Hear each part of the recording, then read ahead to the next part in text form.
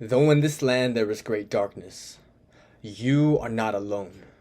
In this light of life, life that came brought life for you, life laid down and buried in two, life that knew death and yet rose in resurrection, revealing the true glory of the risen light, bringing up all with him to see anew, belonging in kingdom come. He sought me when I was but a stranger to grace. He brought me in with full embrace to himself and his own, and yes, I still at times do feel pangs of insecurity within my soul and distance of proximity to another. Yet these inner longings reverberate birth pains for new ways in relating of beauty and harmony. By God's grace, I know I belong and am being made whole. So I hold on to he who holds on to me in steadfast, merciful permanence.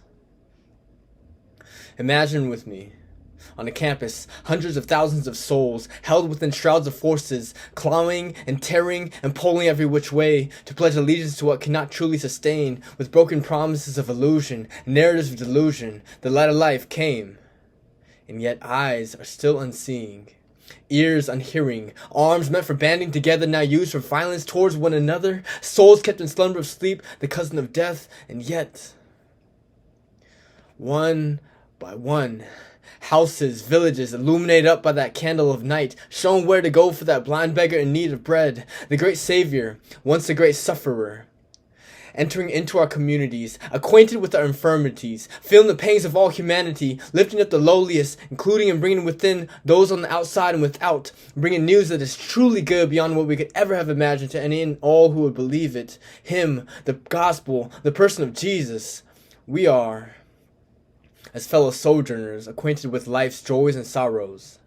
Impressed upon our souls is his love letter, news of mercy, forgiveness abounding, redeeming of past blemishes and conflict into framed pictures of beautiful, harmonious frames of mind, proclaiming and embodying news of hope and victory already obtained in the King, news to be shared as healed, sent lives multiplying out the story of Jesus. This is for those in the darkness and dust, knowing and longing, but perhaps not knowing what for.